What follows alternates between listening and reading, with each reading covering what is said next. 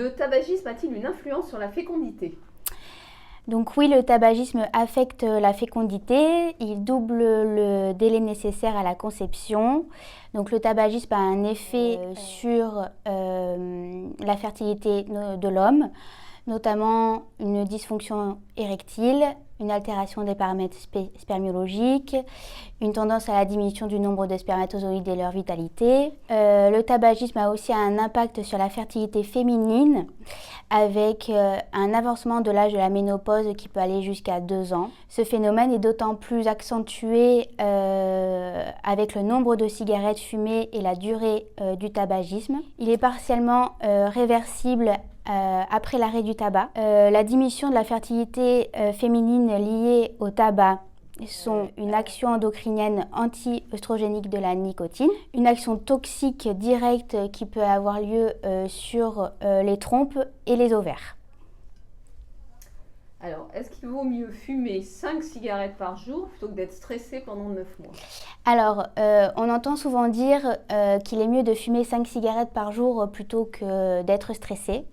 C'est une erreur. Les quelques cigarettes autorisées pendant la grossesse, la femme enceinte va les fumer du coup de manière plus intensive et elles seront tout aussi nocives que si elle fumait ces 20 cigarettes précédemment. Donc il est préférable d'arrêter de fumer avant la grossesse, mais si cela n'a pas pu se faire, l'arrêt du tabac sera toujours bénéfique pendant la grossesse, que ce soit pour la mère ou le fœtus. Alors, quelles sont les conséquences du tabac sur la grossesse elle-même? Alors, fumer pendant la grossesse peut entraîner un certain nombre de risques. Tout d'abord, les femmes fumeuses ont 2 fois plus de risques d'avoir une grossesse extra-utérine. Les risques de faire une fausse couche spontanée sont en moyenne triplés et c'est dépendant de la quantité de cigarettes fumées pendant la grossesse. Plus la femme fume, plus le risque est important. Le placenta risque de se fixer trop bas au niveau de l'utérus et provoquer donc un hématome rétroplacentaire et peut entraîner des saignements au cours du 3e trimestre de la grossesse. Et enfin, le risque de rupture prématurée des membranes, c'est-à-dire avant 34 semaines d'aménorrhée, est multiplié par 3. Et c'est la première cause d'accouchement prématuré chez la femme enceinte fumeuse. Alors, fumer pendant la grossesse peut-il entraîner un plus petit poids de naissance du bébé? Alors, les effets du tabagisme sur le fœtus dépendent des quantités fumées. Plus on fume, plus les effets sont importants. Dans l'utérus, le fœtus reçoit l'oxygène par le sang de la mère. Et si la femme fume, son sang se charge en monoxyde de carbone, qui est un gaz toxique. De plus, la nicotine a un effet vasoconstricteur sur les artères du placenta et sur l'artère ombilicale.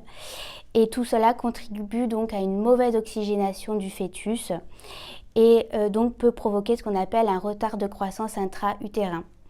Le retard de croissance intra-utérin, c'est un bébé qui a un plus faible poids de naissance avec une taille et un périmètre crânien inférieur à la normale.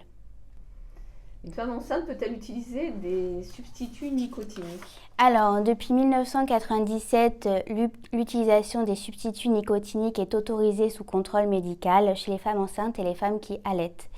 Il est vivement conseillé de demander l'avis de son médecin, de son gynécologue, de la sage-femme qui la suit ou d'un tabacologue.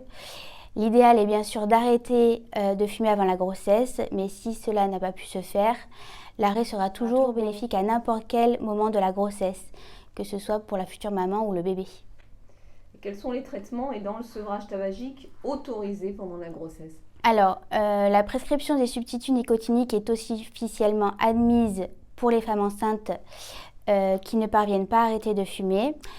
La nicotine des substituts est en effet préférable à celle qui est inhalée avec les 4000 produits toxiques du tabac. L'utilisation des substituts nicotiniques doit cependant se faire sous contrôle médical. Le tabagisme est le principal facteur de risque modifiable de la morbidité et de la mortalité associée à la grossesse. Beaucoup de femmes enceintes sont motivées à l'arrêt du tabac.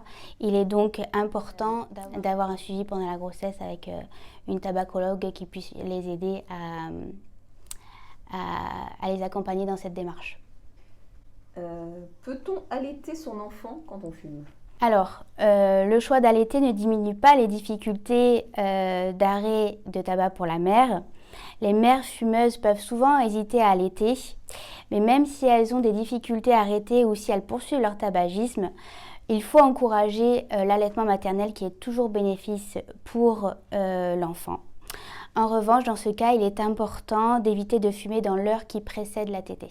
Le tabagisme passif peut-il avoir un impact sur la mère et le bébé? L'exposition d'une femme enceinte à la fumée des autres est un effet équivalent à un petit tabagisme maternel. Les produits chimiques du tabac passent dans le sang de la mère et du fœtus. Il est donc important que la femme enceinte évite les atmosphères enfumées. Le principal facteur de risque d'un tabagisme passif pour le nouveau-né est la mort subite du nourrisson. La mort subite du nourrisson, c'est un décès subit et inattendu du nourrisson de moins d'1 an, apparemment en parfaite santé et dont la mort demeure inexpliquée. Le risque de mort subite du nourrisson est augmenté de 2 à 3 fois avec une relation dose-effet pour un tabagisme passif chez les parents.